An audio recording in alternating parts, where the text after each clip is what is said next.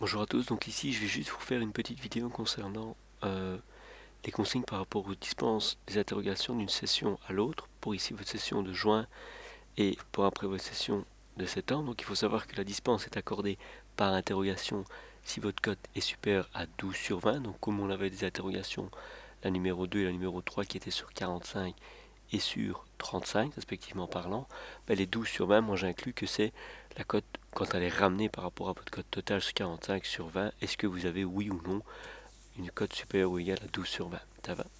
Quand on fait l'addition de vos 3 points d'interrogation, que ce soit la première sur 20, la deuxième sur 45 et la troisième sur 35, si la somme des points que vous avez obtenus sur ces 3 interrogations vous amène une valeur supérieure à 60 sur 100, vous êtes dispensé des interrogations pour votre examen ici en juin. Ça va. Alors en cas pratique, ça ressemble à quoi?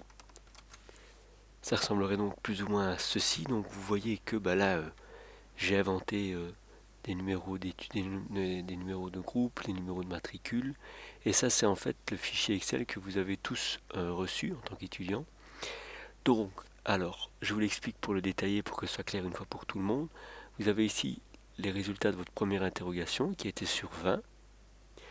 Ici, les résultats que vous avez obtenus pour votre interrogation numéro 2, dont le total était sur 45. Et enfin ici, le dernier, le total, ici sur 35. Alors la colonne que vous avez ici, c'est le total des 3 interrogations que vous avez obtenues. Donc si vous faites cette cote-là, plus celle-là, vous obtenez celle-ci.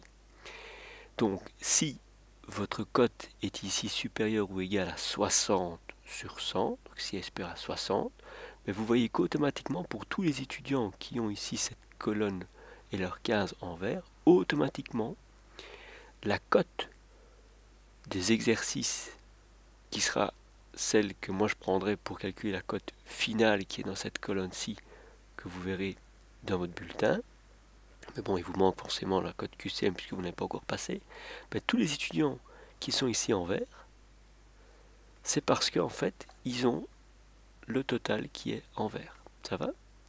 Alors je prends des cas plus particuliers, on peut avoir très bien un étudiant, j'invente comme celui-ci. Il a ici 13,1 sur 20 pour sa cote d'exercice pour son bulletin. Ici il a 13,7, donc il a réussi la première, il a réussi la deuxième, mais vous voyez il a raté la dernière. C'est pas pour ça si je fais la somme des 3 cotes, qu'il a ici un total de 65 sur 100, donc 65,7, ça lui amène une valeur qui est ici supérieure à 60, donc il est forcément dispensé. Et donc il ne devra pas représenter ici l'interrogation numéro 3 le jour de l'examen. Alors il peut très bien dire, voilà, si moi je veux quand même essayer de représenter l'interrogation numéro 3 le jour de l'examen, mais alors dans ce cas-là, ça veut dire que s'il repasse l'interrogation numéro 3 et qu'il fait moins de 14 sur 35, ce sera la cote qui sera inférieure au 14 que je prendrai en compte et que je remplacerai ici. Pour vous donner ici encore un autre exemple, là ici c'est un exemple un petit peu différent pour ici cet étudiant-ci. Alors lui il a réussi l'interro numéro 1 et l'interro numéro 2, par contre il n'a pas réussi l'interrogation numéro 3 et ça lui amène une cote qui est ici inférieure aux 60.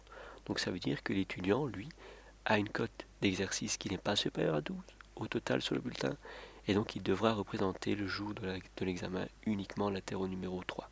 Il peut, comme je viens de le dire, représenter l'interro numéro 2, l'interro numéro 1. S'il veut refaire une nouvelle cote, on efface alors la cote qu'il a obtenue en préalable et on lui met la cote qu'il choisira le jour de l'examen. Mais il est obligé de venir représenter l'interro numéro 3. Ça va? Ce cas-ci, l'étudiant juste ici au-dessus, vous voyez, il n'a pas de cote pour l'interro numéro 1, donc il devra la représenter. Il n'a pas de cote pour l'interro numéro 3, il devra la représenter aussi. Et en plus de ça, bien évidemment, sa cote totale est inférieure à 60 sur 100. Donc voilà, ça c'était vraiment la petite vidéo que j'aurais voulu essayer de vous montrer sur des cas très spécifiques et pratiques. Vous voyez encore ici un dernier exemple, ici étudiant à 61 sur 100, donc il est dispensé, malgré le fait qu'il ait ici une cote qui est inférieure au 12 sur 20 pour l'interro numéro 2, mais il s'est rattrapé à l'interro numéro 1 et l'interro numéro 3. Ça va?